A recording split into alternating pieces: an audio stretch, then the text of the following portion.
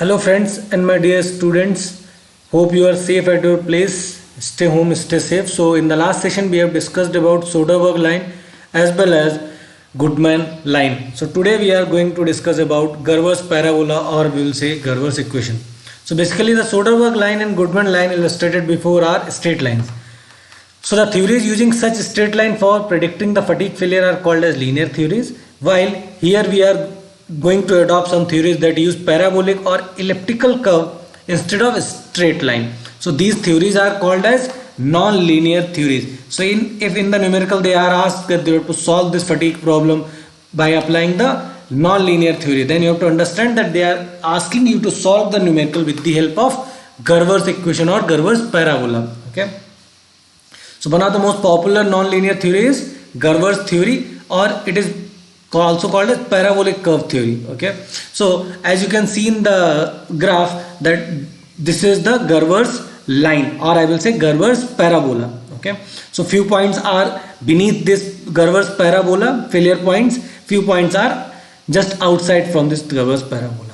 So the equation for this Gerver curve will be SA upon SE. Okay, SA is the strength amplitude, E is endurance limit, and divided plus SA by SE plus SM by SUT whole square is equals to 1. You can also rewrite this equation like this. Okay, and the theories based on the Soderberg line or Goodman line as failure criteria are conservative theory. Conservative means they will give you the dimensions which are very high as per the requirement, or I will say they are, if your optimum limit is 20, then you are just manufacturing a rod or shaft about 25, then definitely that material or that rod will not fail, but that is called as conservative nature of your sustainability. Okay, and it will definitely lead the cost, it will increase the cost of manufacturing. So in that way, if you are not going to adopt those conservative methods, so this result in increased dimension of the component. As I said,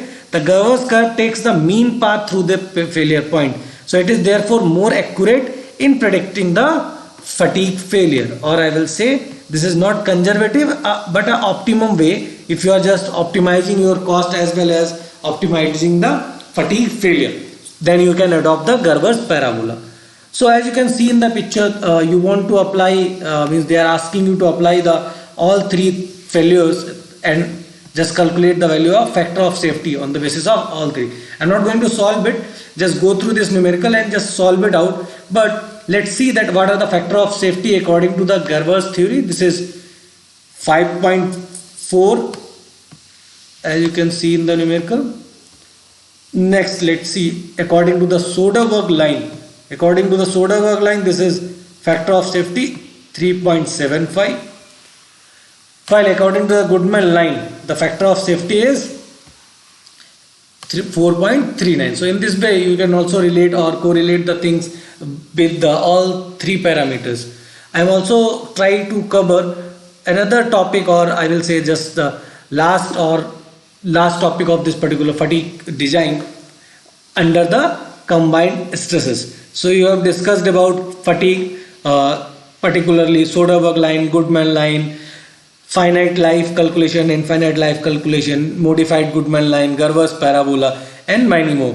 So we came to the point where we have to discuss about the fatigue design under the combined stresses. Okay, so in the two-dimensional stresses, each two stresses may have two components. One is mean and alternating. Okay, means mean stress and alternating stresses will be there. So similarly, the bending moment as well as torsional moment may have also two components: mean bending moment and alternating bending moment, as well as mean torsional moment and alternating torsional moment. So such problems are involving combination of these. Okay, so the general equation according to the distortion energy theory will look like this, as you can see in this picture.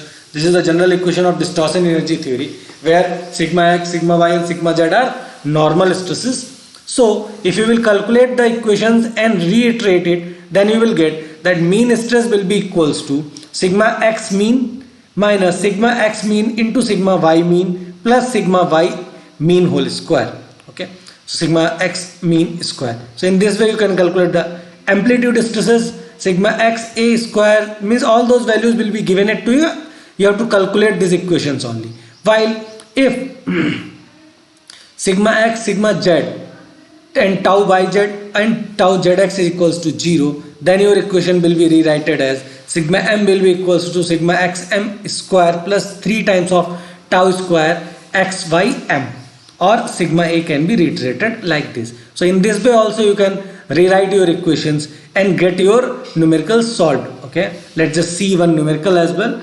As you can see in the picture, sigma x mean is given, max is given, sigma y mean is max is given, sigma y mean is given, means minimum and maximum stresses on the x and y component or in x and y direction are given.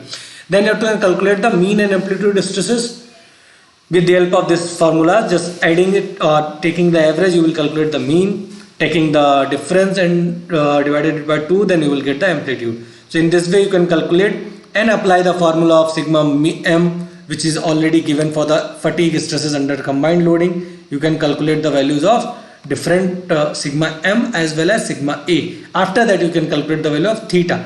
If you know the value of theta by sigma a by sigma m, then you can construct the modified Goodman line, which is there as you can see in the picture. SE and SUT, you have to connect it. After that you can apply the equation of Goodman line, which is SA by sigma a, okay, sorry, SA by this is SA by SE plus SM by SUT. In this way you can calculate it, like SE is 270, SUT is 660.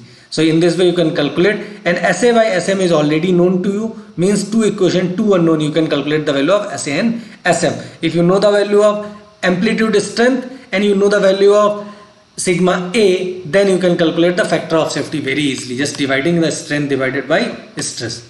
Okay, so in this way you get the value of your factor of safety for this particular case. So in this way you can prepare these kind of numericals. It sometimes means whenever they are having some difficult paper or they want to set some high standard paper, then they may ask the numerical related to your fatigue failure or fatigue design under combined stresses. Only thing is you have to remind the formulas and calculate the or follow the procedure of modified Goodman line or Goodman line, whatever asked or desired for your numerical. Just try to solve this numerical, and the factor of safety is given. You have to determine the diameter. I will just give you the answer for this particular case so that you should not fail.